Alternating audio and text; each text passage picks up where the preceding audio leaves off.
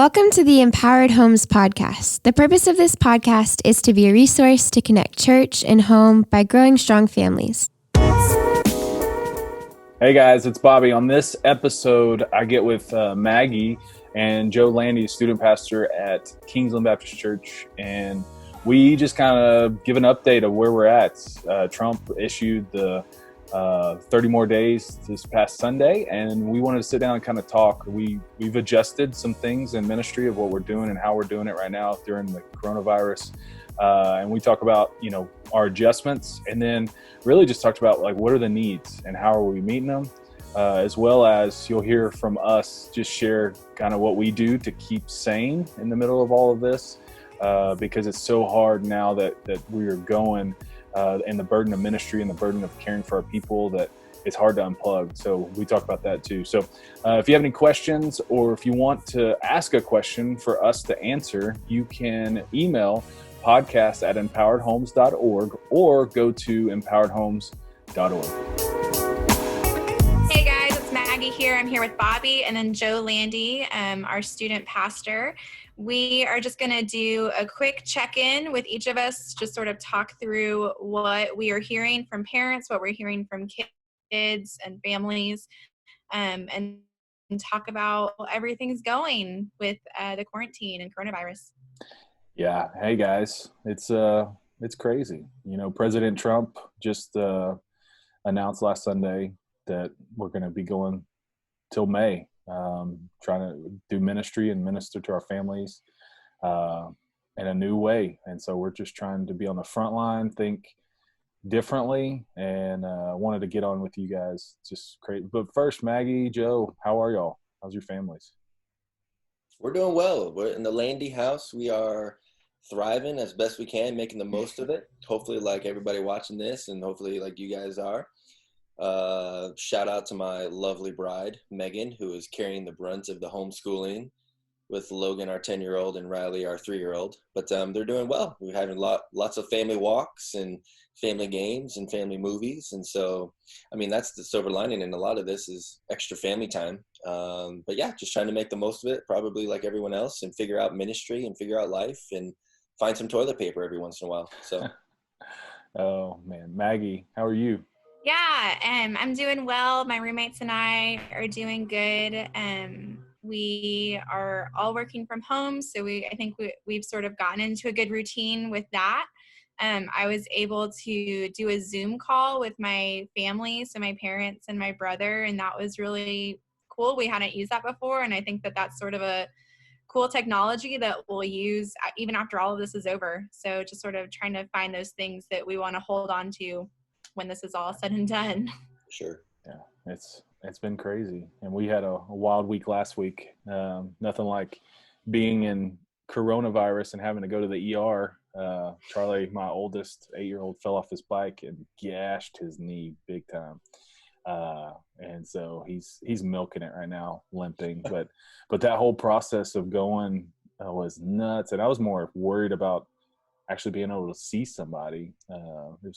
The nurse came outside, looked in the truck before we went in, and anyways, it was fun. But he joked with the doctor when he was getting fixed up, said, "This is my corona scar." So he's gonna always remember this time. It's been nuts.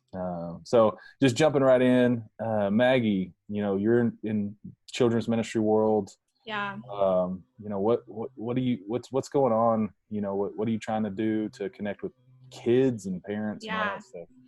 Yeah. So we've noticed that our ministry focus has sort of pivoted since when this all first started. When it first started, our families had a lot of free time. They had just like wide open schedules. They didn't know what to do with all of that free time. It was all very unexpected. And so it was a lot of checking in on people, but also giving them things to do. So we wanted to help just sort of offer them some structure if they felt like that would be helpful for their family. So now that our kids have transitioned into online schooling, we found that they have less time. And so the things that we were putting out were actually ending up being more overwhelming than when we first started. And so we looked at that, we looked at what we were doing, and we said, all right, that worked for the first couple of weeks, and that was what our families needed. And now they need something different.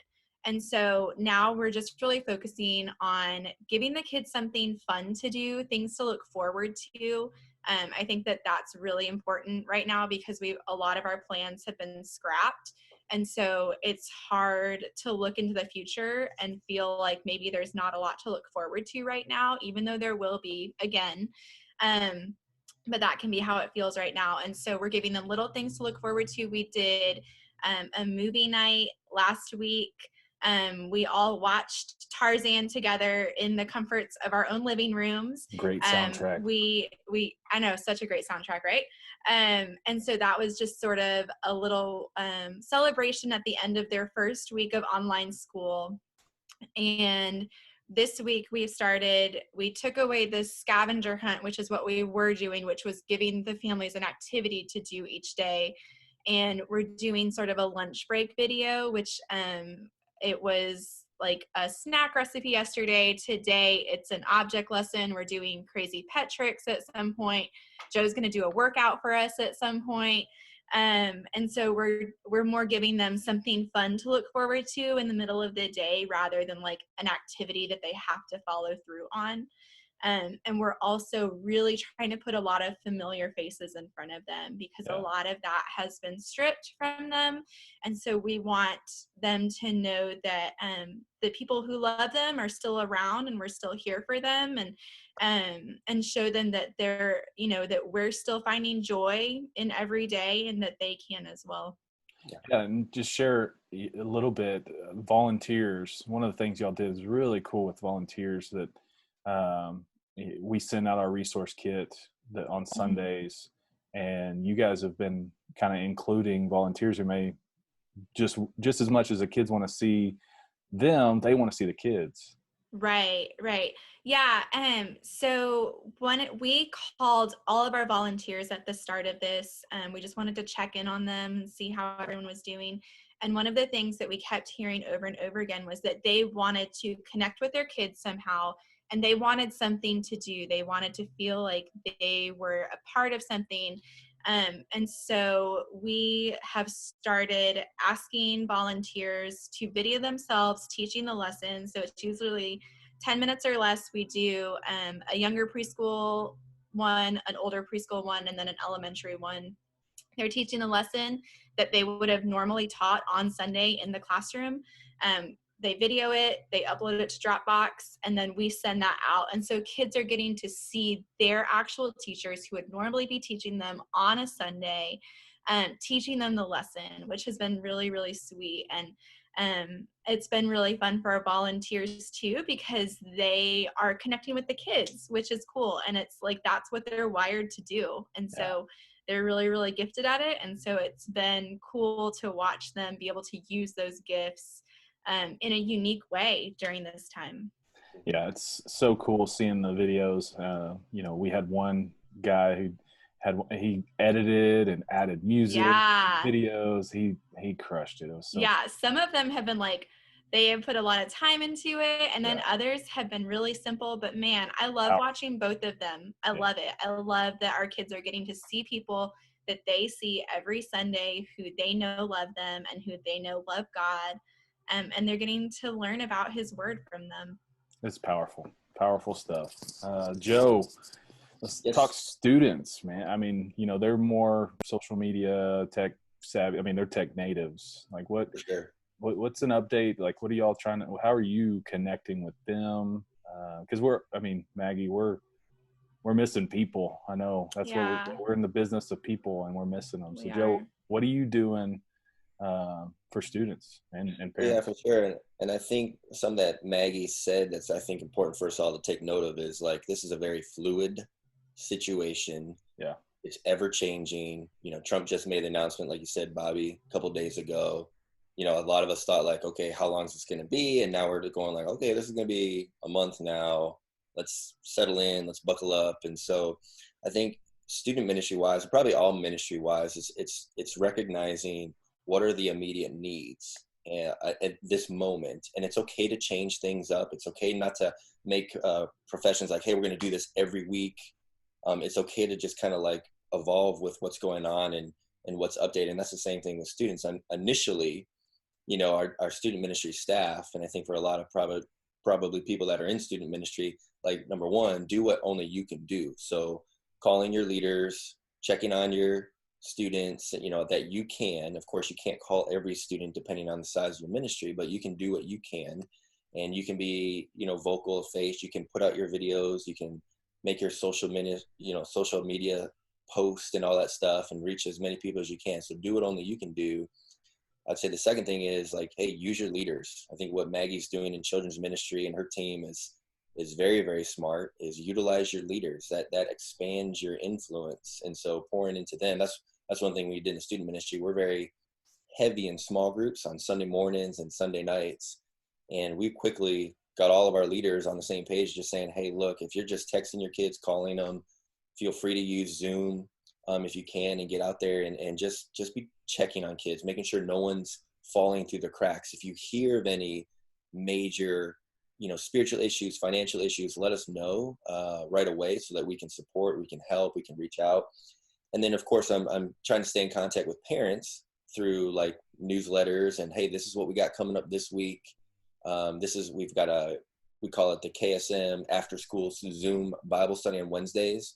We didn't start that right away, but now that we know that, hey, let's start it. And so we do it 3:30. It's for everyone in our student ministry to come. It's a Zoom call. One of our student ministry team leaders, we just lead like a little Bible study and try to interact with students and kids and connect with them, but making sure parents know about that. Yeah. Making sure parents know, hey, reach out to us if you feel like your kid hasn't been talked to, spoken to, seen by our leader. Let us know. We want to make sure we're partnering with you well.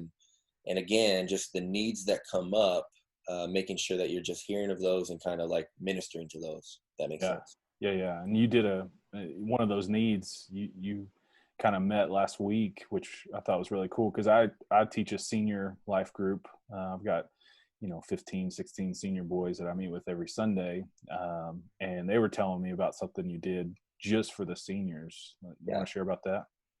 Yeah. It's interesting, kind of, it's hitting all of us that like, anytime you have loss, there's grief.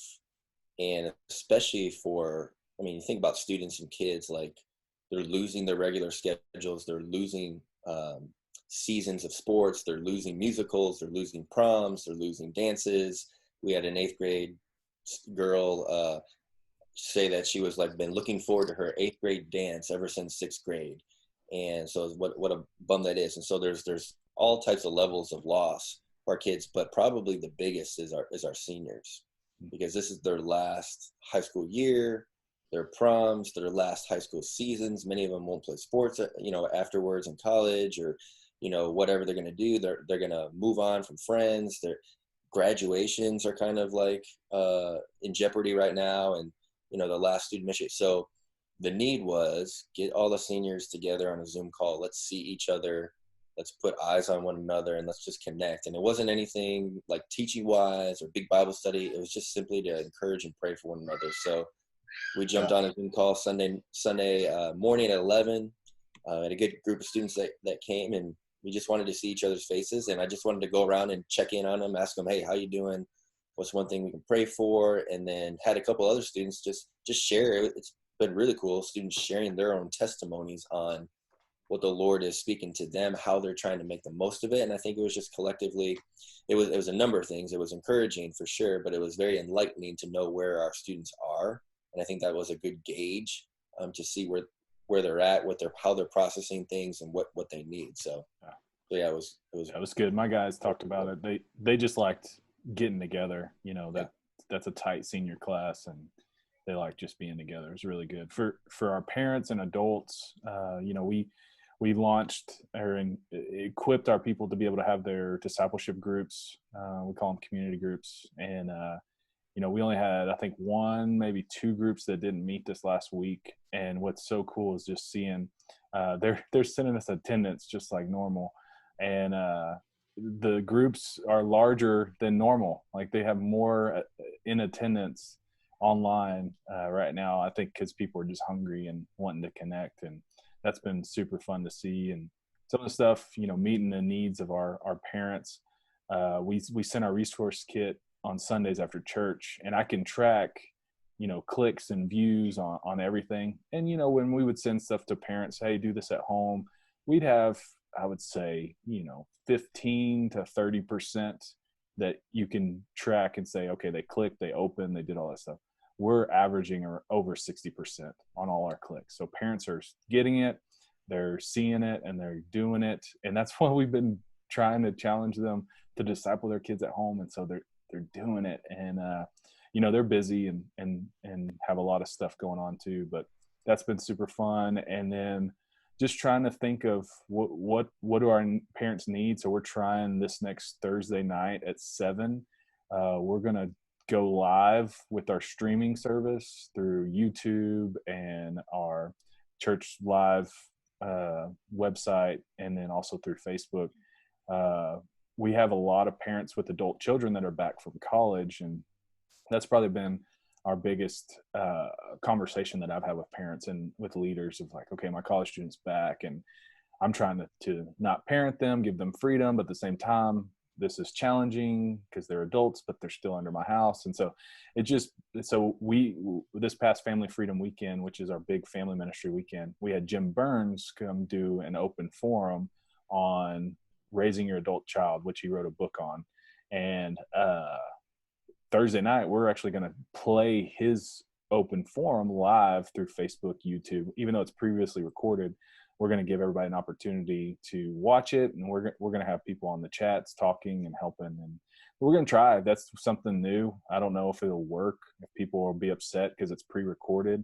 I don't know, but it's worth a shot just to try to equip them. So it's been interesting times for parents and adults as well. So just appreciate you guys and what you're doing. And the purpose of this was just to touch base and just keep this moving along. It's changing every single day. So thank you guys for your time today. Joe. Yes, sir. Got a question for you. Sure. Okay. So this came through some social media stuff, and we'll end on this. Maggie, you can answer it too. All right. So Joseph Landy, how many times are you working out a day right now? Oh, really? Man. It's the one thing that's helped keep me sane. I'm glad I have a home gym. Probably 4 to 5 days a week for sure. Going to do a little run later today. There you go. So that'll be good. But yeah, grateful to have a home gym and burn off some energy for sure.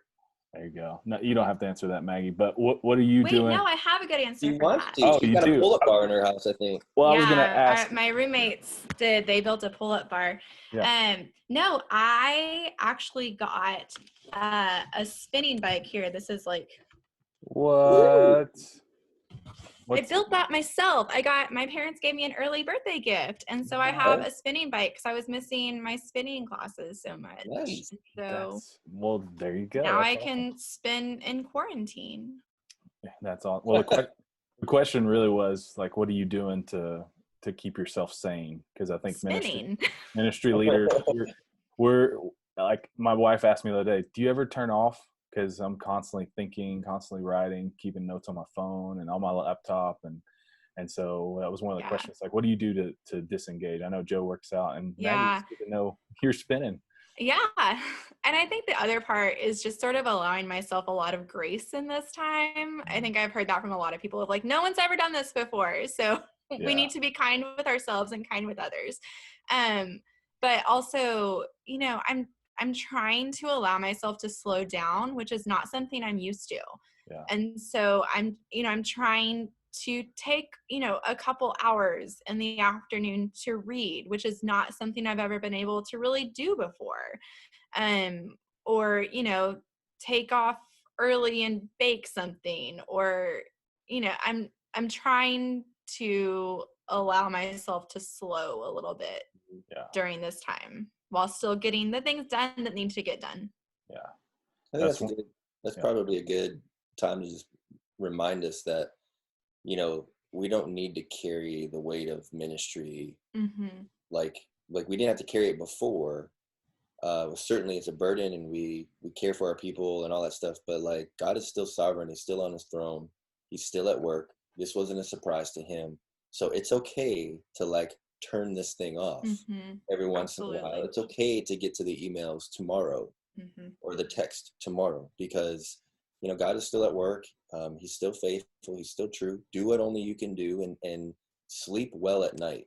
Go to bed early. Don't lose sleep over this thing. So that's my struggle. I'm a night owl, and we've got to disengage. Something I've been doing this past week. I text a few guys that I needed accountability to unplug, and so I try to plan throughout the day, like looking ahead, because I have Zoom calls and meetings and different stuff.